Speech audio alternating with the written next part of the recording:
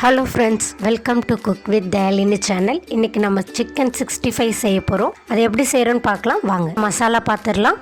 1 teaspoon மிளகாய்த்தூள், வெறும் மிளகாய்த்தூள், 3/4 டீஸ்பூன் தனியாத்தூள், 1/2 டீஸ்பூன் காஷ்மீர் மிளகாய்த்தூள், 1/4 டீஸ்பூன் கரம் மசாலா. இது கூடவே சிக்கன் 65க்கு தேவையான உப்பு. சிக்கனை நல்லா வாஷ் பண்ணி மஞ்சள் உப்பு போட்டு ஊற வச்சுருக்கேங்க. இன்றைக்கி நான் 300 கிராம் சிக்கன் எடுத்திருக்கேங்க. போன்லெஸ் சிக்கன் எடுத்திருக்கேன். இது கூடவே நான் 1 டீஸ்பூன் அரிசி மாவும் 2 டீஸ்பூன் கார்ன்ஃப்ளவர் மாவும் எடுத்திருக்கேன். இது கூடவே 2 டீஸ்பூன் இஞ்சி பூண்டு பேஸ்ட் சேர்த்துக்கலாம். 2 டேபிள் ஸ்பூன் தயிர் ஆட் பண்ணிக்கலாம். கொஞ்சமாக லெமன் புழிஞ்சிக்கலாம். இது எல்லாத்தையும் ஒன்றா மிக்ஸ் பண்ணிடலாங்க. இது ஒரு அரை மணி நேரம் ஊறட்டும். அப்போ தான் நம்மளுக்கு கறி நல்லா சாஃப்டாக கிடைக்கும்.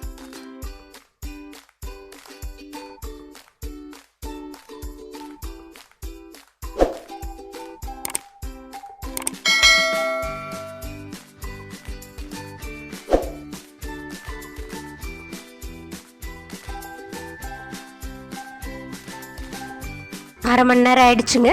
இப்போ நம்ம சிக்கன் 65 செய்ய ஸ்டார்ட் பண்ணிடலாம். ஒரு கடாயை வச்சு அதில் எண்ணெய் ஊற்றிக்கலாங்க. அதில் நம்ம ஊற வச்சுருக்க சிக்கன் எடுத்து போடலாம். எல்லாத்தையும் நல்லா ஒன்றா கிளறி விட்டுடலாங்க.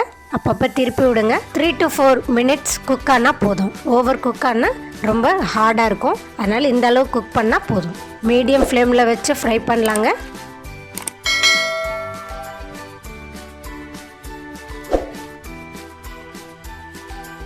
இது கூடவே கடைசியாக ஒரு கொத்து கருவேப்பிலை போட்டுடலாங்க. இந்த மாதிரி கருவேப்பிலை போட்டு அதை செஞ்சோம்னா அந்த 65ஓட அந்த கருவேப்பிலையோட சேர்த்து சாப்பிட்டிங்கன்னா இன்னும் கொஞ்சம் டேஸ்ட் நல்லாயிருக்கும். அவ்வளோதான் ஃப்ரெண்ட்ஸ், நம்மளோட சிக்கன் 65 சூப்பராக ரெடி ஆகிடுச்சு. இதை வேறு ஒரு பிளேட்டுக்கு மாற்றிடலாம்.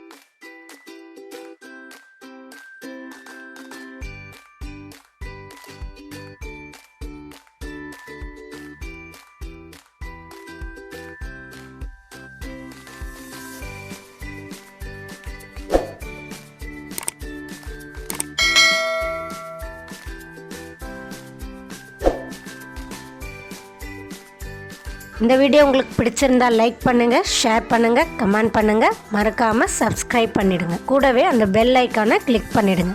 இதே மாதிரி ஒரு நல்ல ரெசிபியோடு உங்களை நாளைக்கு மீட் பண்ணுறேன்.